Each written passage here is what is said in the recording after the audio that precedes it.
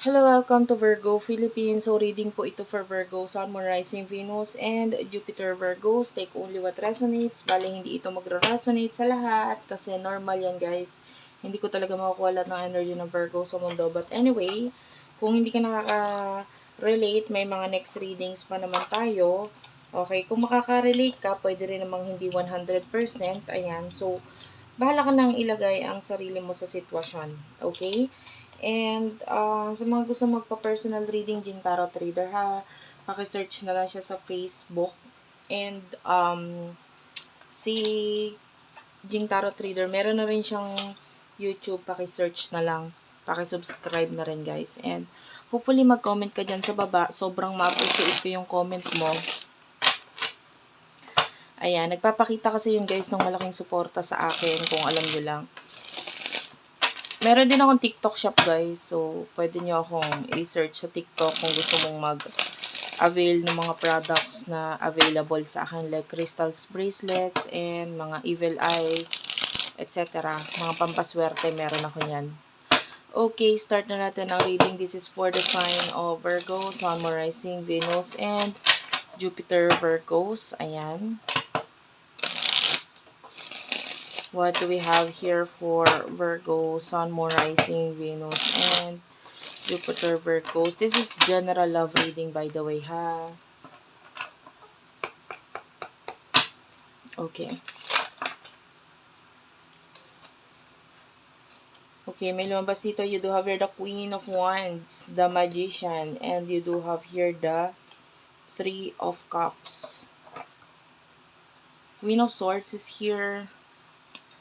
Two of Cups, and the Lovers. Huh. I get this energy na ikaw yung tipo ng tao na magaling kang magbigay ng advice.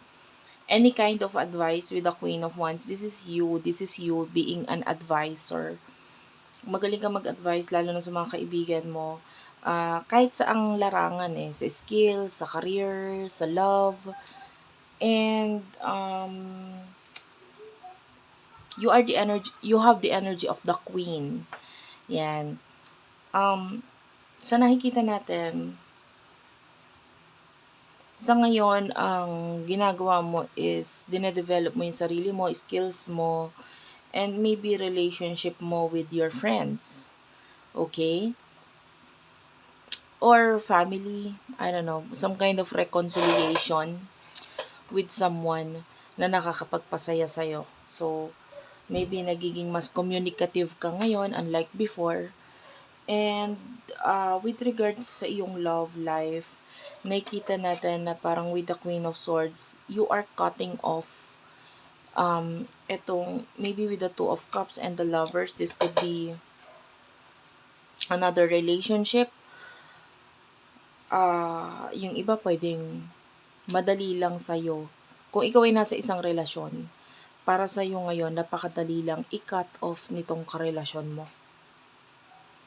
Nandun yung energy na kung ikaw ay nasa isang relasyon, maybe in the future naiisipan mo na, ay, kung itong taong ito magkaroon ng pagkakamali or hindi maging okay, madali lang para sa akin na alisan siya, na i-break siya, or whatever. That's the energy here. Okay? Whether may relationship kayo or getting to know each other, whatever kind of situation ang meron sa inyo. Para sa'yo, you are the queen. You don't need anyone or anyho for now. Okay? Kumbaga, madali lang para sa'yo ang mag-cut off. And, sino ba to person na tinutukoy natin? Sino ba to person na kakonect mo pagdating sa love?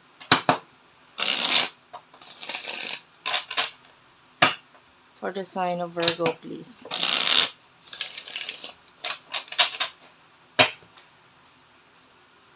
For the sign of Virgo.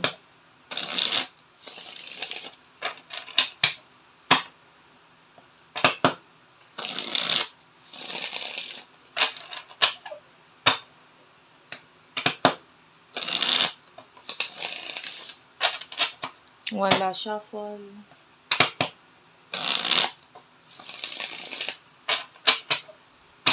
Sino ba to person na connect mo.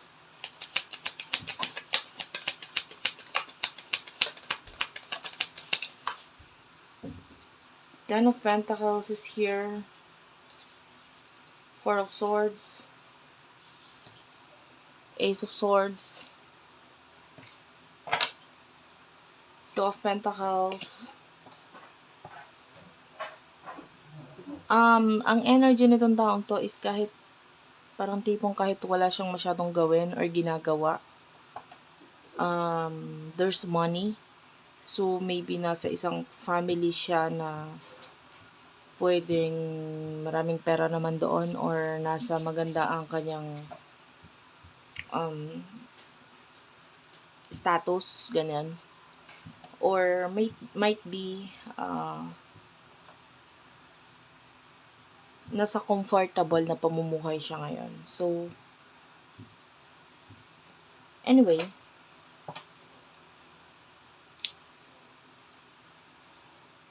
with the Ace of Swords, I feel like maraming iniisip itong taong to. Kunin muna natin yung sitwasyon sa inyong dalawa. For the sign of Virgo.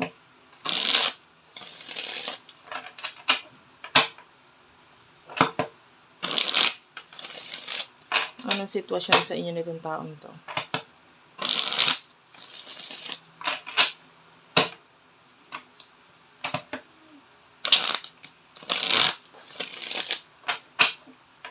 For the sign of Virgo.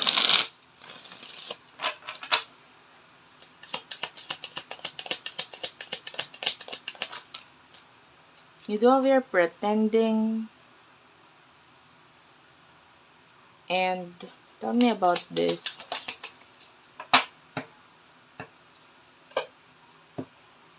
You do have your done. So, for what I can see here, itong taong to is not being honest with you. I get the feeling na kung kayo ay nasa getting to know each other stage. Ito dalawang energy. Kung ang stage na nitong taong to is getting to know each other, pwedeng hindi siya nagiging totoo sa'yo. Hindi siya nagiging honest. Pwedeng sa totoong estado niya or sa kanyang life or money. Pwedeng gano'n. Pwedeng ipinapakita niya na marami siyang pera, na magaling siya, etc. But I feel like it's being fake. Kasi with the Dawn, it feels like pinapakita niya lang yun sa'yo kasi I don't know, gusto niya makuha ang attention mo. Pwede ganun. Kung kayo naman ay may relationship nitong taong ito, maybe alam mo na kung anong klaseng tao siya. So, ito yung nagiging rason kung bakit madali lang para sa'yo na i-cut off itong taong ito. Kasi alam mo na kung anong klaseng tao siya. And maybe you have learned na kahit wala siya ay okay ka lang naman. Or kahit mawala siya ay okay ka lang naman. Diba? You have friends, you have family na nakasuporta sa'yo.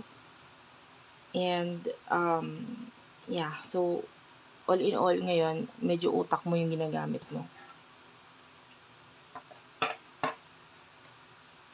Ano yung emotions mo towards this person?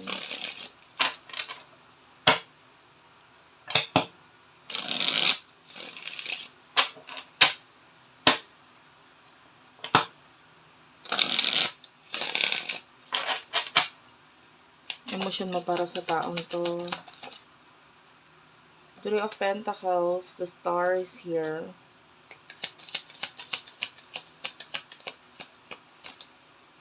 And the Fool. And what is your person's emotion patungkol sa'yo?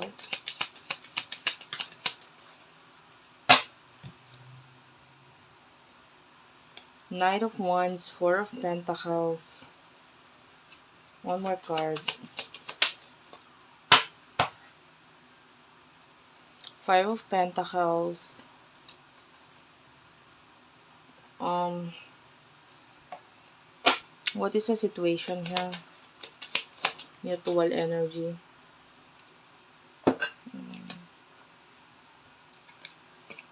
Trash and realization. So, maybe yun nga, na-realize mo that this person is a trash, basura, or it's like, it's easy for you na itapon yung bagay na maaaring na-realize mo na wala naman na talagang halaga. You know what I mean? But I can see passion. I can see sexual chemistry or lust. So, that is sexual desire. Pagkagusto, more on sex and lust ang nakikita natin. With the Fool and the Star, might be ang gusto mong mangyari is magkaroon ng growth financially. So, you are focusing sa iyong mga new beginnings, new journey.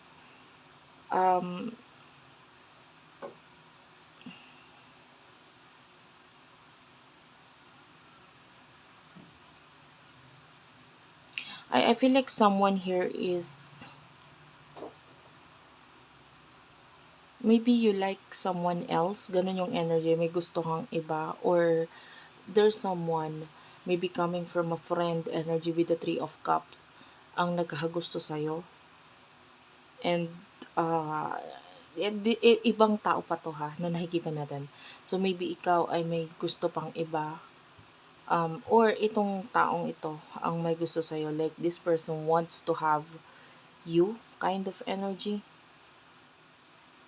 Anyway,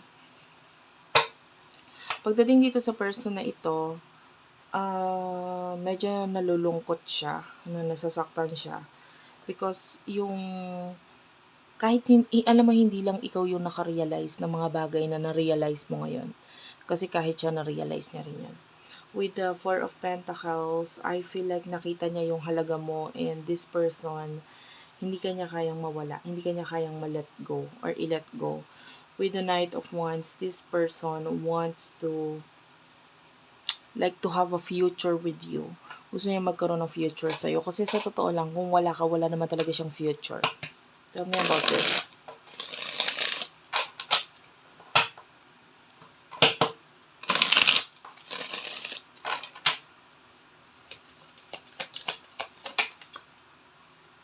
Ten of Wands is here. Yan. And the Strength card, Leo energy.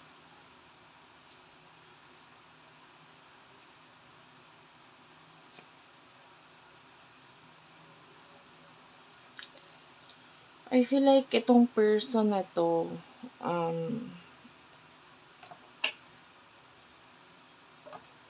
pwedeng hindi lang siya, the kind of person na nagpapakita ng emotions or etc.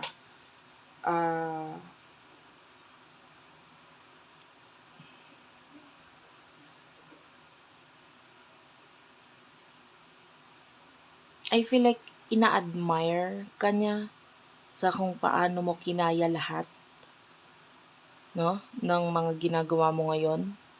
Kasi pwedeng nakikita niya na mahirap yon. Kumbaga kung sa kanya yon mangyayari or gagawin, mahirap yon. Nakikita niya na kinakaya mo lahat ng bagay na ginagawa mo ngayon. And I feel like this person is proud of you. Gusto kong makuha yung energy, yung messages dito sa other person. There's another person here. Eight of Pentacles, Knight of Cups, and the World. So yeah, there's distance sa inyo nitong taong to. Maybe this person is focusing on career, work, job. And yeah, there's a soulmate energy here, but with the Eight of Swords, someone here is married, might be married. Pwedeng siya yun, pwedeng ikaw. But there's someone here who is waiting with the Temperance.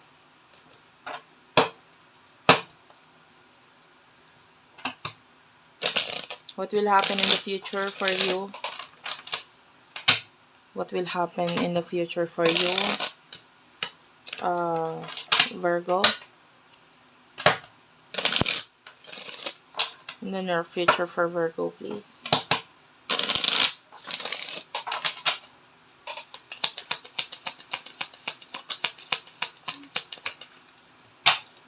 You do have here the Page of Swords, Six of Cups, Knight of Pentacles, the Moon,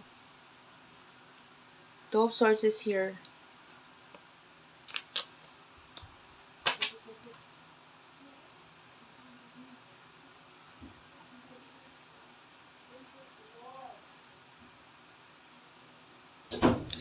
I feel like may may nakikita tayo ditong offer or tulong na ibinibigay sa iyo in the future. Financial na tulong ito. And you do have the Moon. So kahit manahimik ka, kahit maging secretive ka or hindi mo sabihin, there's like tulong na dadating sa iyo. Maybe if you need help right now financially, biglang magugulat ka na lang may susulpot na alam mong kailangan mo, pero hindi mo naman sinabi, hindi mo naman hiningi, hindi mo naman hiniling, pero kusang dadating sa'yo. And you have to, the Two of Swords is like a decision na kailangan mong gawin, and you need to use this tulong wisely with the Six of Pentacles. So, kailangan mong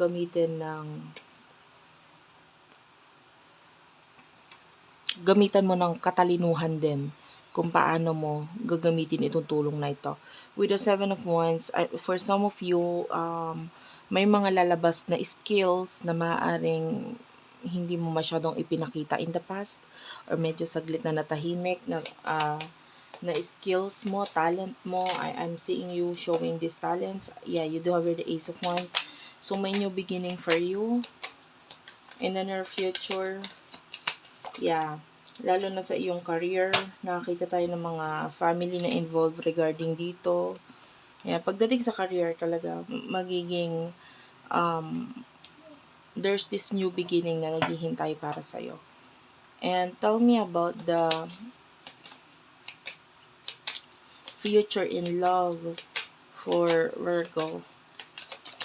Pagdating sa love, and yeah, sorry to say, there's another person here.